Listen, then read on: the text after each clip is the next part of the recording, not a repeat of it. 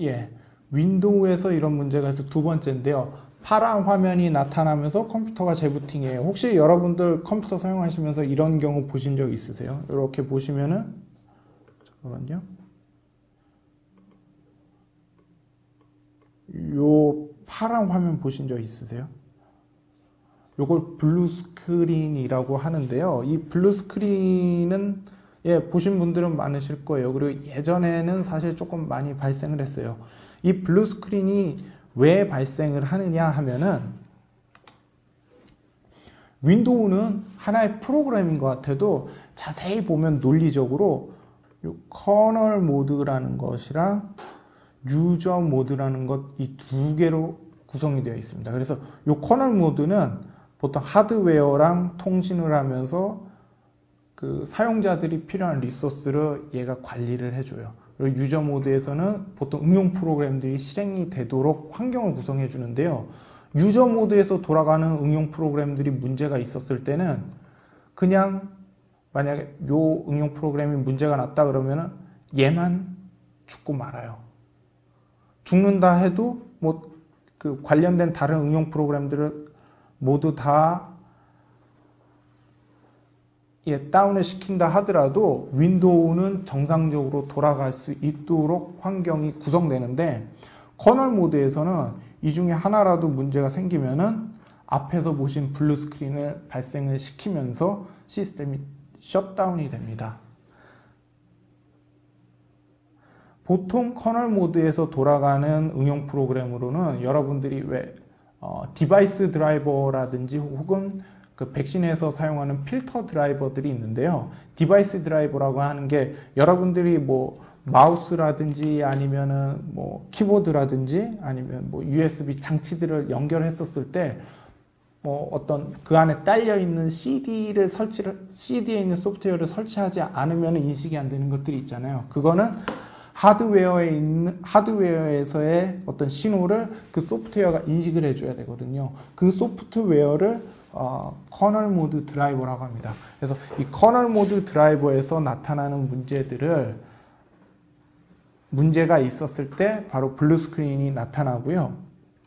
뒤로 넘어가서 보통 이런 커널 모드에서 문제가 나서 블루 스크린이 나는 주요 원인으로는 이게 한 5년 전, 6년 전 조사된 거예요. 한 70% 정도가 서드 파티 드라이버, 그러니까 마이크로소프트 이외에 밖에서 만들어진 그 드라이버들의 문제로 인해서 많이 나타났습니다. 한 가지 재밌는 게 많은 분들이 요거 한번 물어보세요. 덤핑 피지컬 메모리 투 디스크에서 그 블루 스크린이 나타나면 여기서 숫자가 0부터 1, 2, 3, 4 이렇게 해서 100까지 넘어가거든요. 이게 뭐냐면은 메모리에 있는 내용을요 그대로 디스크에 옮겨 놓습니다. 그럼 실제 메모리에서 어떤 일이 발생을 했는지 나중에 그 덤프 파일이라고 하는데 이 디스크에 쓰여진 그 파일 갖고 전문가들이 디버깅을 통해서 그 문제의 원인을 찾아내요. 그러기 위해서 요 덤핑하는 과정, 요 시간을 이렇게 나타내는 거고요. 그리고 보통 절대적이지는 않으나 어떤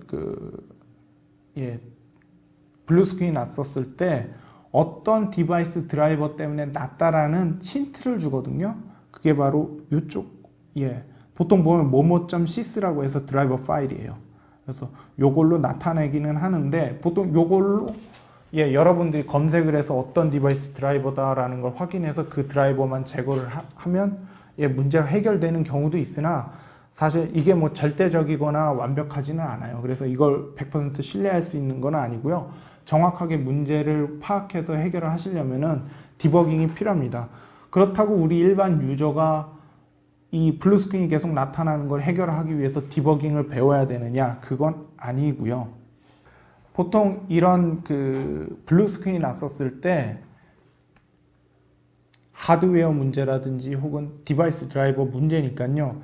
이걸 피해서 윈도우가 부팅을 해서 사용할 수 있도록 하면 됩니다. 그래서 보통 커널 모드 드라이버라든지 아니면 하드웨어 문제인 경우 그래서 그 자꾸 블루 스크린이 나타나는 경우에는 우선 제일 먼저 컴퓨터에 연결된, 그러니까 마우스나 키보드를 제외한 모든 하드웨어 장치를 한번 분리해 보세요. 그래서 컴퓨터 켜서 사용을 하면서 문제가 없다라고 하면은 연결된 하드웨어에 의한 문제가 아니라는 걸 우선 여러분들이 구분을 하실 수가 있고요.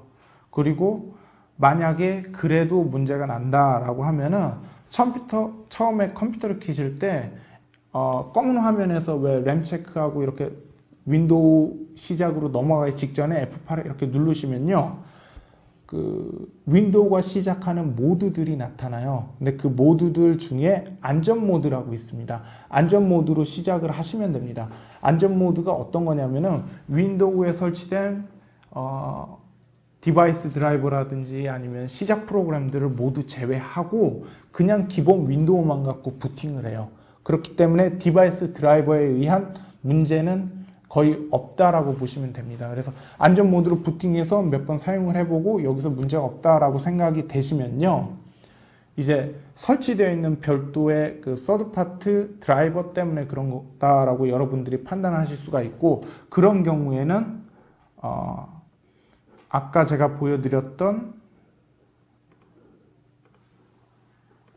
이 제어판의 프로그램 및 기능에 가셔가지고 최근에 설치한 장치 드라이버들 혹은 장치를 위한 어플리케이션들부터 하나 둘씩 한번 지워보세요.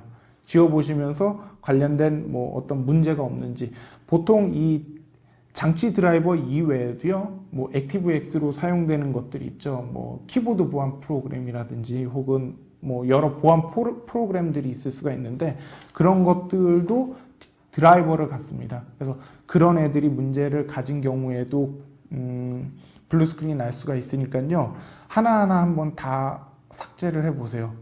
예, 다음은 인터넷 익스플로러가 문제가 생겼을 때입니다. 보통 인터넷 익스플로러가 실행을 했었을 때 응답이 없거나 아니면 인터넷 익스플로러가 닫혀버리는 경우가 있죠. 이런 경우 보통 인터넷 익스플로러에 붙어서 실행되는 애돈 프로그램들이 있거든요. 이 애돈 프로그램들이 문제가 있는 경우가 대부분입니다. 인터넷 익스플로러만 문제가 있어서 이렇게 닫히는 경우들은 거의 없고요. 그래서 이런 경우에는 우선 그 애돈 프로그램 때문인지 아닌지 확인할 수 있는 게 그 인터넷 익스플로러 추가 기능 없음이라는 모드가 있습니다. 그걸로 실행을 한번 해보실 수가 있고요. 어떤 거냐면요, 보조 프로그램의 시스템 도구에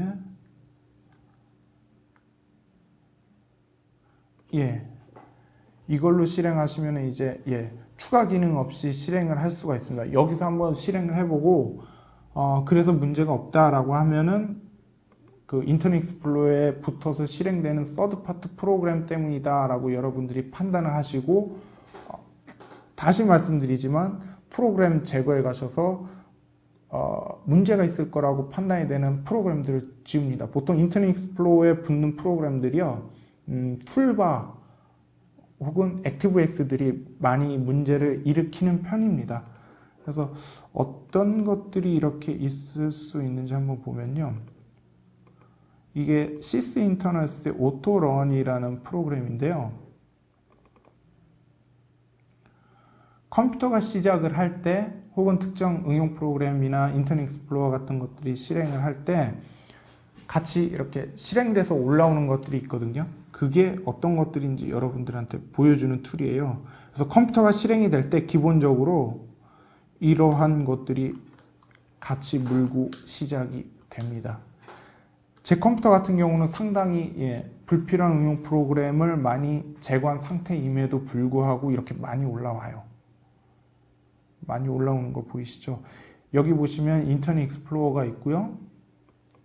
인터넷 익스플로러가 실행이 될 때 이런 것들이 쭉 올라온다고 할 수가 있습니다. 그래서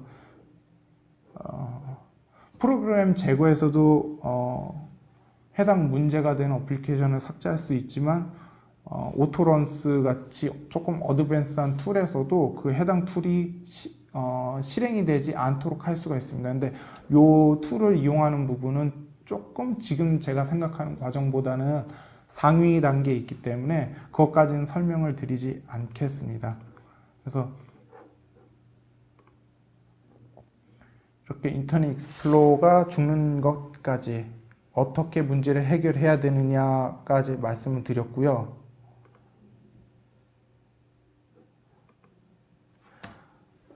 사실 제가 지금까지 한 얘기의 결론은 이겁니다. 문제가 생기면은 프로그램 제거에 가셔가지고요. 정말 필요한 그 어플리케이션이 아닌 이상에는 모두 한번 다 제거해 보십시오. 제가 이제 컴퓨터 윈도우 쪽 엔지니어다 보니까 이제 주위 분들이 컴퓨터에 문제가 생기시면 저한테 가끔 전화를 해서 그 문제 좀 해결해 달라고 하시거든요. 근데 제가 하는 거는 별거 없습니다. 그냥 프로그램 제거만 몇 개 쭉 해봐요. 문제가 있을 거라고 예상이 되는 것들. 그럼 거의 대부분이 해결이 되거든요. 근데 아마 여러분들도 비슷한 경험을 하실 거고요. 저뿐만 아니라 뭐 제 동료들도 아마 유사한 생각을 할 것입니다. 예. 그래서 문제가 생기시면은 첫 번째 단계로 불필요한 어플리케이션들부터 한번 제거를 해 보십시오. 참고가 되는 사이트들은요, 이 제 블로그인데요, 썬킴스 블로그, 그리고 앞에서 제가 보여드린 오토런스 툴은 그 시스 인터넷스라는 그 링크에 가서 여러분들이 다운로드를 받으실 수가 있습니다.